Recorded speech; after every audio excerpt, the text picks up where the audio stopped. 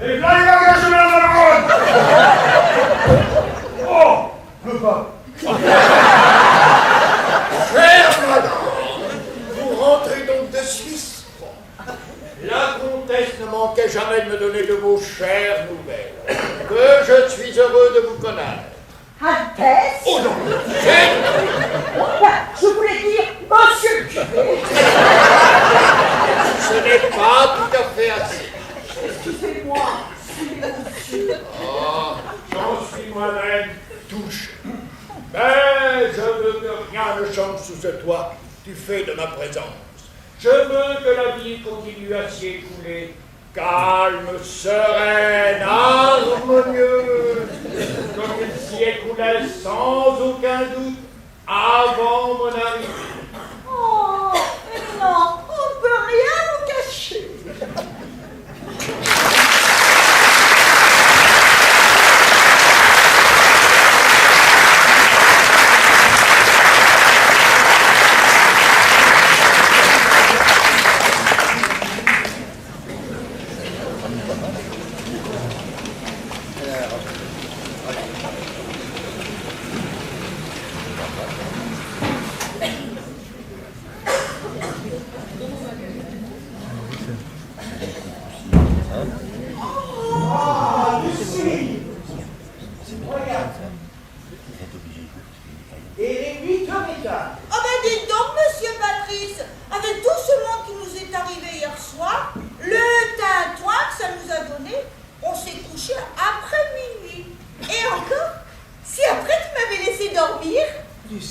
Lucie, quand vous ferez la distinction avec le maître d'hôtel et l'homme privé?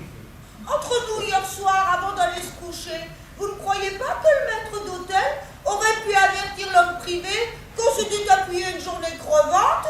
Fatigant, je le reconnais.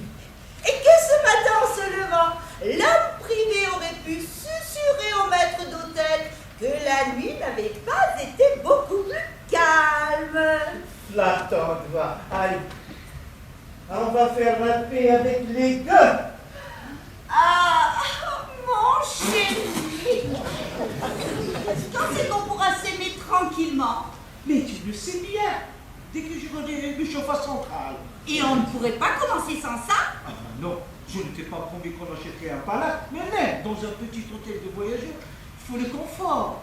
Et tu crois qu'on y arrivera? Devine ce que j'ai là. Ton cœur. Mon cœur est là, là. Ah bah allez, vite. Les baignoires. Les baignoires, non, et depuis quand? Hier soir, madame la comtesse m'a remis un chèque pour monsieur Cyprien. Ah, ce Cyprien. Le jour où tu l'as inventé, celui-là, tu as une idée de génie. Mais dis donc, j'y pense. Si un jour elle gagnait... Oh, d'après les tuiles que je lui donne, ça m'étonnerait. J'aimerais bien que monsieur Cyprien pourra encaisser, mais pas pour payer. Lucie, Lucie, allez, au travail. Mais dis donc, j'y pense. Le chauffage central, ça y est, nous l'avons. Comment ça? Bah tu n'as qu'à faire jouer aussi la baronne. La baronne. Bah oui, la femme de monsieur Hubert. Elle ressemble si peu à l'idée que je m'en faisais. Ah là là, d'après mais aussi de madame. Oh bah ça c'est sûr, elle est plutôt la bonne franquette, hein. Son trait de nez. Il a des dents sur elle. Oh là là, alors celui-là. Oh bah moi le Jules, je le trouve rigolant. C'est ton opinion. Oh, Patrice, mais vous avez oublié que les métiers faillons. Oui, madame la comtesse, elle est loin du 10 heures et d'ordinaire. Bah, faisait pas un jour ordinaire aujourd'hui, enfin. Vous auriez dû me réveiller à l'aube, à l'aurore. Bon, c'est d'ailleurs complètement inutile parce que j'ai absolument pas fermé l'œil de la nuit. Ah!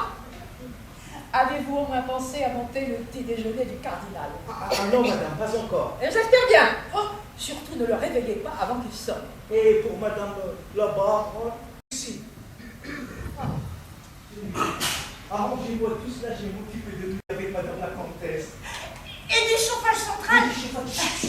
Bien, monsieur Patrice. Mais qu'est-ce que vous racontez? Oh. Vous avez établi ensemble hier au soir. Oui, madame, c'est un prétexte pour pouvoir dois soumettre à Madame la Comtesse son jeu d'aujourd'hui. Non. Laissons raconter tant que son éminence sera dans cette maison. C'est dommage.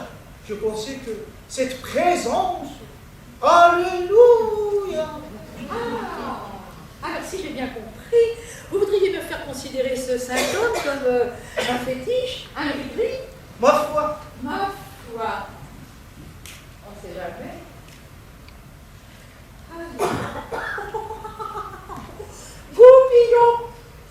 Goupillon gagnant sur sacristain et prêcha. Je commence à croire que vous avez peut-être raison. Comment, ma tante? Déjà levé? On ne va pas raconter ça tout à l'heure, hein? Avez-vous bien dormi? Parce que tu as dormi. Oui, très bien. Oui. Bah alors tu dors sur un volcan. Pourquoi, jusqu'à maintenant, ça ne s'est pas trop mal passé, puis il ne reste que 2 jours. Il reste encore 2 jours. 2 jours pendant lesquels je vais cesser de trembler à chaque seconde, à chaque minute. Pourquoi? Pourquoi? Mais tu es inconscient. Pour que tout se dévoile, tout s'écroule, il suffit d'un mot de cette cabotière. Un mot qu'elle n'a pas encore dit. Ah, parce que j'ai pas cessé de lui couper la glace sous le pied. Oh, hier soir, quand son éminence a parlé d'apostasie et qu'elle a répondu qu'au pavillon des légumes, il y avait une marchande qui s'appelait comme ça, si j'avais pas été là pour détourner la conversation. Mais vous y étiez. Ce qu'il faut empêcher à tout prix, c'est qu'elle se retrouve seule avec son éminence. Oh, mais j'en frémis. C'est pas, attendez au moins qu'il soit levé. Oh, s'il pouvait dormir au moins 48 heures.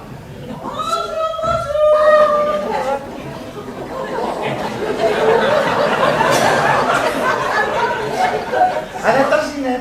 Ah bah oui, moi quand je suis en vacances, j'en profite. Hein. C'est Michou qui m'a prêté les accessoires. Oui, Michou, le fils du chauffeur, là, le petit blondinet.